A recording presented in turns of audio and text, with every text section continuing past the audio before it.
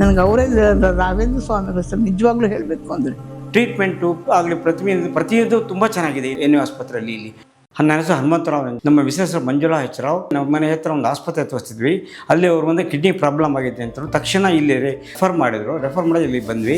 ಎಡಗಡೆ ಒಂದು kidney remove ಮಾಡಿದ್ರು. ಇಲ್ಲಿ ತುಂಬ ಚೆನ್ನಾಗಿ ಟ್ರೀಟ್ಮೆಂಟ್ ಕೊಟ್ಟರು ಅದನ್ನು. ಈಗ ಇಲ್ಲಿಗೆ 8 ವರ್ಷದಿಂದ ಅವಳು ಇದು ಮಾಡ್ತಾರೆ.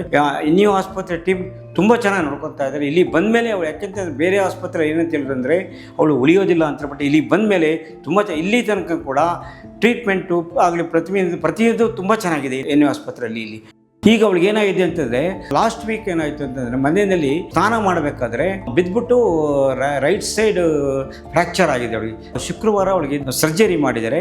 ನಾನು ಲ್ಯಾಬ್ ಟೆಕ್ನಿಷಿಯನ್ ನಾನು ಸಹ ಸರಿ, ನಾನು ಕೆಲಸ ಬೇಡಮ್ಮ, ನೀವು ಬಿಟ್ಬಿಡು, ನೀನು ಕೆಲಸ ಮಾಡು ಅಂದರು. ಅವತ್ತಿಂದ ಇವತ್ತವರೆಗೂ ನಾನು ಎನ್ ಯು ಆಸ್ಪತ್ರೆಯಲ್ಲೇ ಬರ್ತಾಯಿದ್ದೀನಿ ಸರ್. ಒಂದು ಕಾಫ್ ಸಿರಪ್ ಬೇಕು ಅಂದ್ರೂ ನಾನು ಬೇರೆ ಕಡೆ ತೊಗೊಳ್ಳಲ್ಲ. ಇವತ್ತವರೆಗೂ ನಮ್ಮನ್ನು ತುಂಬ ಚೆನ್ನಾಗಿ ನೋಡ್ಕೊಳ್ತಾ ಇದ್ದಾರೆ ಎನ್ ಯು ಆಸ್ಪತ್ರೆ. ಅಕಸ್ಮಾತ್ ನಮ್ಮ ಪಕ್ಕದಲ್ಲಿ ಯಾರು ಪೇಷಂಟ್ ಕೂತಿದ್ರೆ ಹೇಗೆ ಈ ಆಸ್ಪತ್ರೆ ಅಂತ ಕೇಳ್ತಾರೆ. ನೀವೇನು ಅದ್ರ ಬಗ್ಗೆ ಯೋಚನೆ ಮಾಡಬೇಡಿ, ನೀವು ಬಂದುಬಿಡಿ ಸಾಕು. ಅಟೆಂಡ್ರ್ ಇಲ್ಲದ್ರೂ ಪರವಾಗಿಲ್ಲ, ನಿಮ್ಮ ತುಂಬ ಚೆನ್ನಾಗಿ ನೋಡ್ಕೊಳ್ತಾರೆ. ಇಲ್ಲಿ ಟೀಮ್ಗಳೆಲ್ಲ ತುಂಬ ಚೆನ್ನಾಗಿದೆ. ಬುಧವಾರ ಆಗಿದೆ, ಈ ಬುಧವಾರ ತನಕ ನಾನು ಆರಾಮ್ಸೆ ಚೆನ್ನಾಗೇ ಇದ್ದೀನಿ. ನಾನು ಶನಿವಾರ ಸೋಮವಾರ ಏನಾಗುತ್ತೋಪ್ಪ ಇದು ಆಪ್ರೇಷನ್ ಅಂತ ಅಂದ್ಕೊಂಡೆ. ತಕ್ಷಣ ಡಿಸೈಡ್ ಮಾಡಿ ಶುಕ್ರವಾರನೇ ಡಿಸಿಷನ್ ಮಾಡಿಬಿಟ್ರು. ಮತ್ತು ಅನಿಸ್ತಿಸಿಯಾ ಡಾಕ್ಟ್ರು ಅಲಕ ಅಂತ ತುಂಬ ಒಳ್ಳೆಯ ಮೇಡಮ್ ಅವರು ಸಹ. ಆವಾಗ ನನಗೆ ಕಿಡ್ನಿ ಎಡಗಡೆದು ಹೋದಾಗ ತೆಗೆದಾಗ ಹೇಗಿದ್ರೋ ಇವತ್ತಿಗೂ ಹಾಗೇ ಇದ್ರು ಅವರು.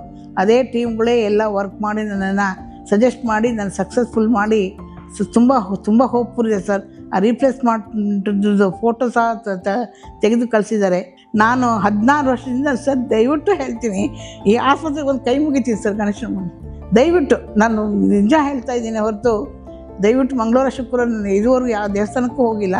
ಆಸ್ಪತ್ರೆ ಬಂದು ಕೈ ಮುಗಿದು ಡಾಕ್ಟರ್ ಕೆ ವೆಂಕಟೇಶ್ ಕೃಷ್ಣಮೂರ್ತಿ, ನನಗೆ ಅವರೇ ರಾಘವೇಂದ್ರ ಸ್ವಾಮಿಗಳು ಸರ್, ನಿಜವಾಗ್ಲೂ ಹೇಳಬೇಕು ಅಂದರೆ. ಇಷ್ಟು ಹೇಳಿ ನನ್ನ ಮಾತನ್ನು ಮುಗಿಸ್ತೀನಿ ಸರ್.